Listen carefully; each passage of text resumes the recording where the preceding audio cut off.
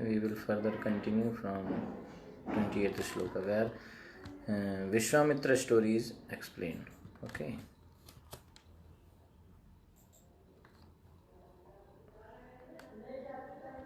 Okay.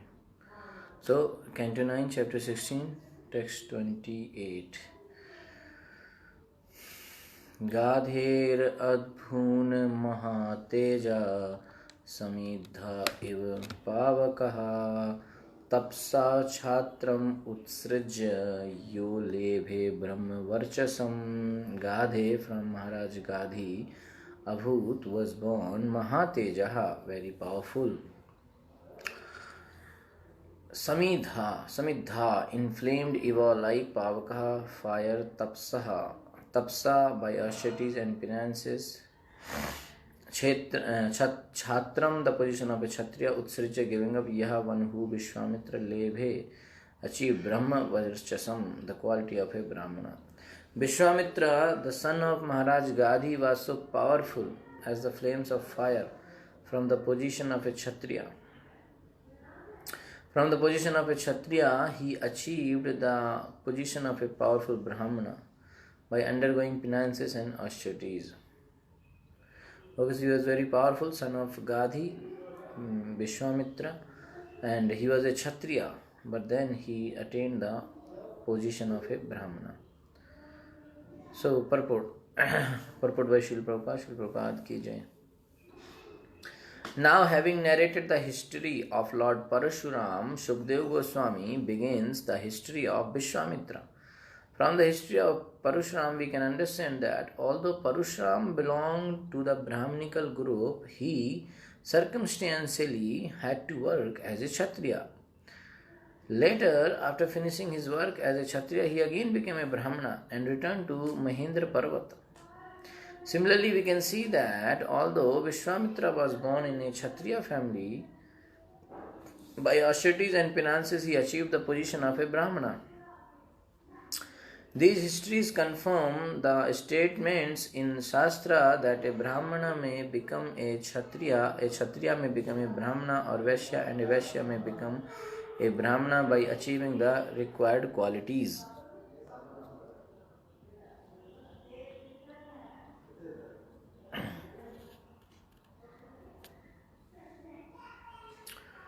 Okay, so it's not like other people say that modern days that Brahmin son will become Brahmin and it cannot be changed. So it is all completely based on the activities.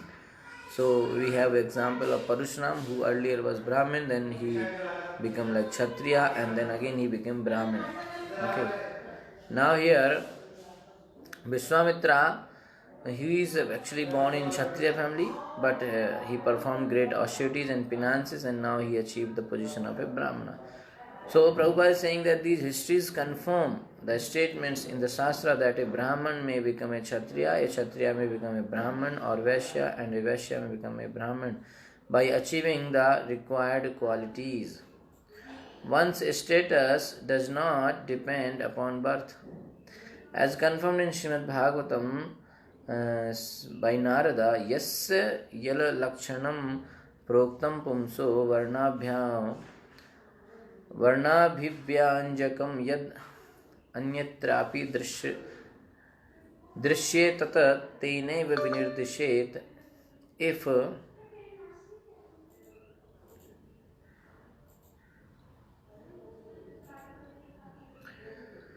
If one shows the symptoms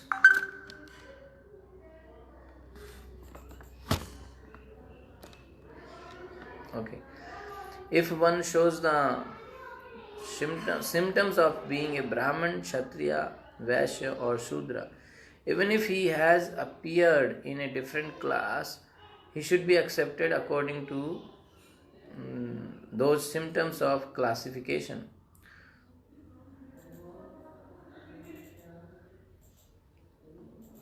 To know who is a Brahman and who is a Kshatriya, one must consider a man's quality and work. If all the unqualified Shudras become so-called Brahmanas and Kshatriyas, social order will be impossible to maintain.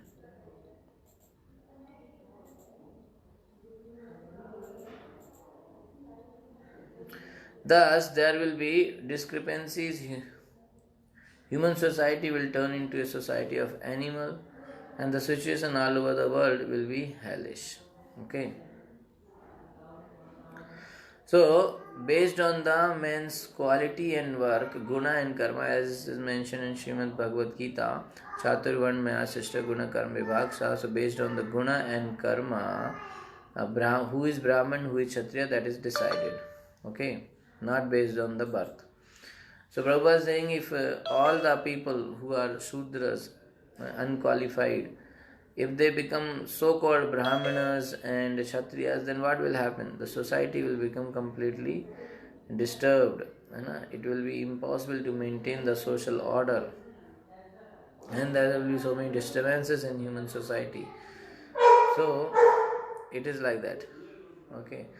That means anybody, if he has a nature, he has a quality of a Brahmin, even though born in a other Varna, he can become Brahmin. So whatever is quality and work is there, as per that the Varna will be decided. So having finished the, so now Shukdev Goswami finished this story, incidental story concerning the line from his daughter Shukdev. Now Shukdev Goswami describing the main line from Gadi's son. Gadi's son is Vishwamitra. Okay. So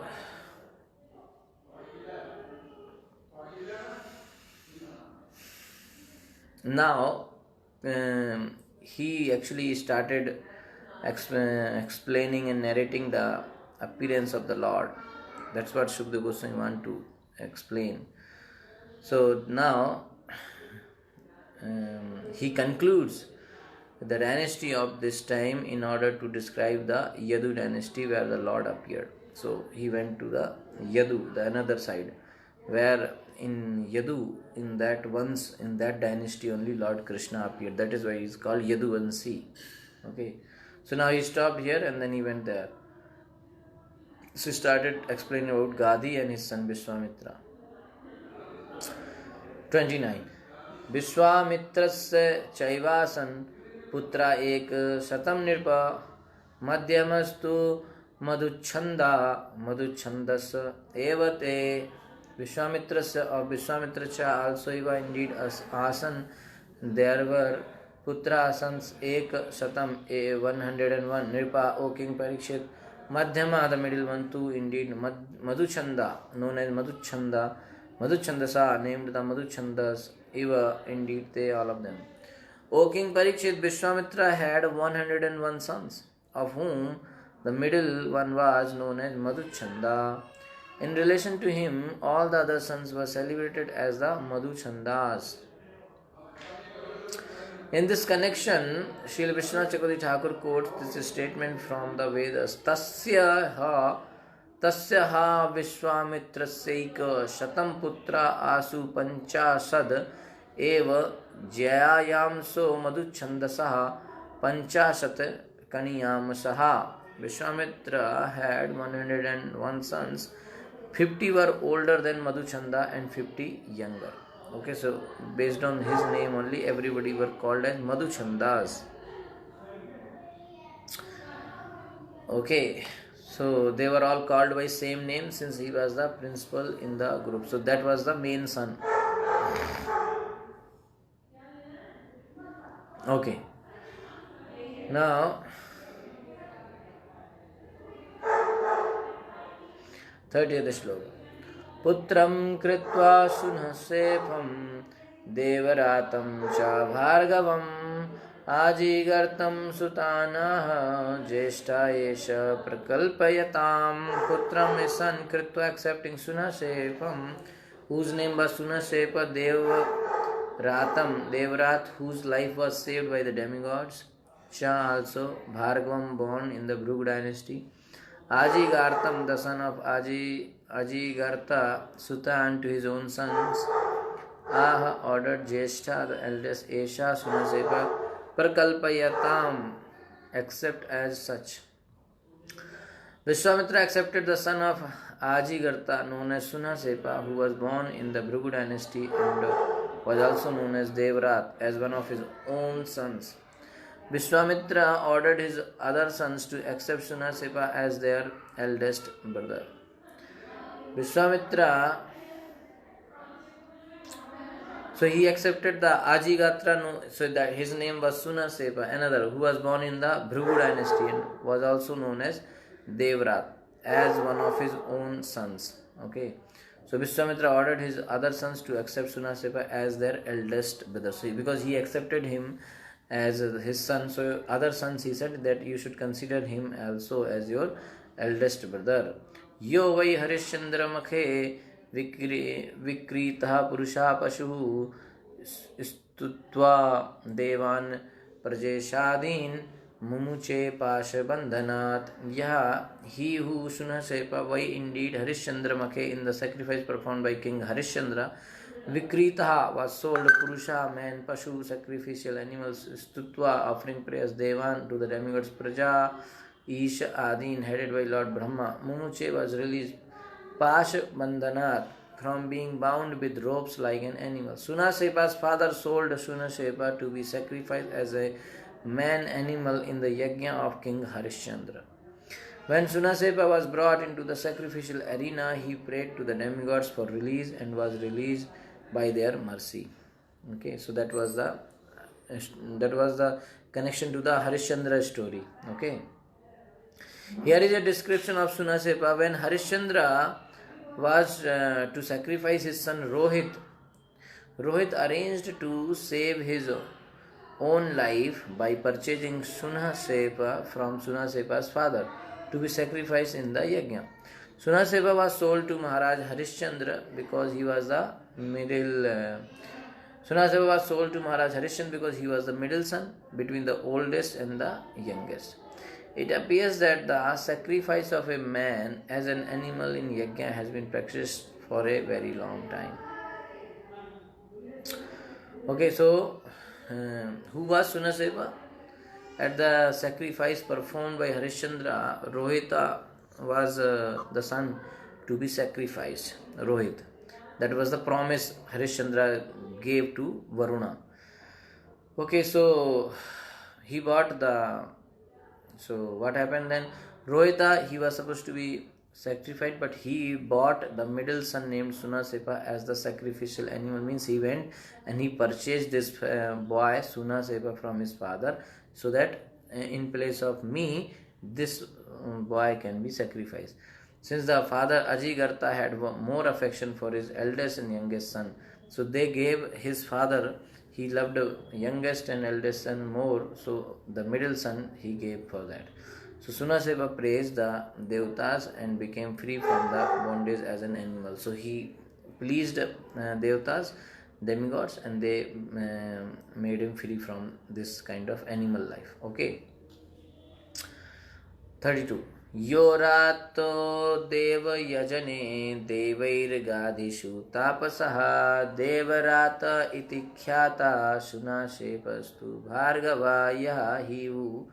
Sunasepa Rataha was protected Deva Yajna in the arena for worshipping the demigod Devai by the same demigod Gadhishu in the dynasty of Gadhi. Tapsa advanced in executing spiritual life Devrataha protected by the demigods Iti thus Khyataha celebrated Sunasepa too, as well as Sunasepa Bhargava in the dynasty of Bhrigu. In the dynasty of Bhrigu. Although Sunasepa was born in the Bhargav dynasty, he was greatly advanced in his spiritual life, and therefore the demigods involved in the sacrifice protected him. Consequently, he was also celebrated as the descendant of Gadhi named Devrat. Okay. So he was very saintly, very spiritual, so demigod protected him, and then later on he was also famous as the descendant of Maharaj Gadhi, and his name was named as Devrat. Okay. Even though he was born in the Bhrigu dynasty, but still he became the object of mercy of Vishwamitra, and then he became known as Devrat, the Gadhi's dynasty, because of his austerities. Okay. So he was somehow connected to Gadhi's dynasty. Ye madhu chandaso jeshta kushlam menire natan ashapattan muni kruddho milecha bhavata durjana. Ye, those who Madhu Chandasaha, sons of Vishwamitra, celebrated as the Madhu Chandas.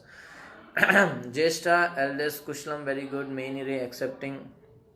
Nah, not that the proposal that he be accepted as the eldest brother.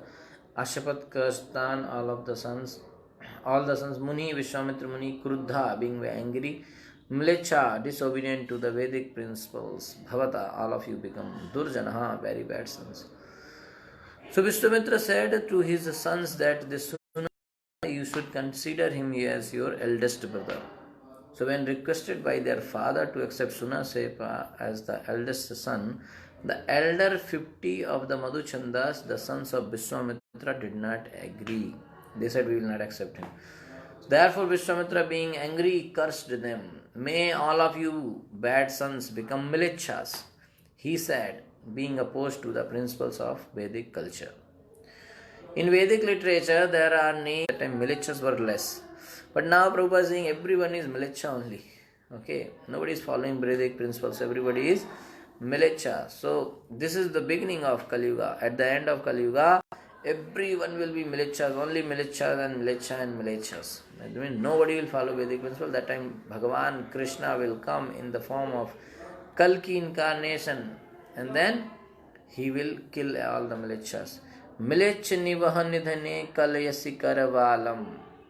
He will kill all the milechas indiscriminately with his sword.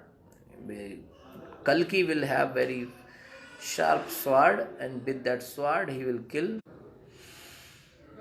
Sa hovacha madhuchanda.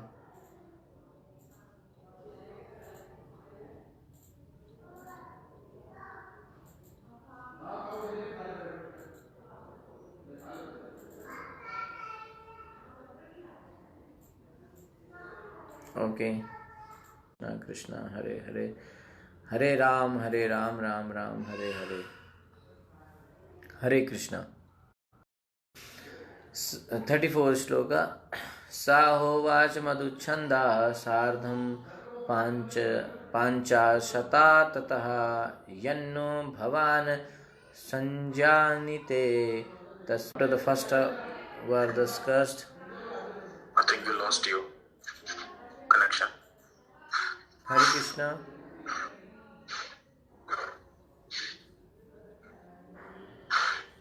Hare Krishna, Krishna Krishna, Hare Hare, Hare Ram, Ram Ram, Hare Hare. Is it audible now? Yes, Prabhu. It's not audible. Okay. There is some internet problem today, I think. Yeah. Ritika Mataji, can you just ping the link? I'm actually logged into a different system today. The version which we have. Hare Krishna, Krishna Krishna, Hare Hare, Hare Ram, Ram Ram, Hare Hare. Okay. So 34 I was reading. Panchasara, the second 50 of the sons known as the Madhuchandas Tata. Then after the first half were discussed.